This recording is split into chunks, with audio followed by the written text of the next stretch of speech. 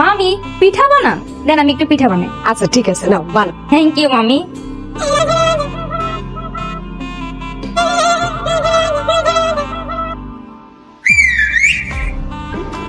নানু দেখো, আমি নিজের হাতে পিঠা বানিয়েছি। তুই? হ্যাঁ, সুন্দর পিঠা হয়েছে। এখন চল এই পিঠাগুলা তোমার নাতিকে দিয়ে আসো। রুদ্র, হ্যাঁ দাদি। এই নে পিঠা খা। বাপরে, মায়ের এত তাড়াতাড়ি পিঠা বানানো হয়ে গেল? তোর মা এই পিঠা বানায়নি, এই পিঠা নবনী বানিয়েছে। বিষয়টাতে খটকা লাগতেছে। দাও না একবার চন্দু। দাদি, আমি ভাবতেছি কি এত কষ্ট করে আমার জন্য পিঠাটা বানাইছে, আমি তাকে একসাথে নিয়ে পিঠাটা খাই। এই হ্যাঁ না তো, এই নাও পিঠা খাও। আমি খাবো না। কেন খাবো না? কেন খাবো না, তুমি আমাকে জোর করে খাওয়াবো না। যে থেকে না খাও তোরা জোর করেই খাও না, ধরো। অদ্ভুত ব্যাপার, একটা ছেলে সবসময় জোরাজোরি করবে, মানে কি অদ্ভুত। মামা বাড়ির আবদার পেয়ে এসে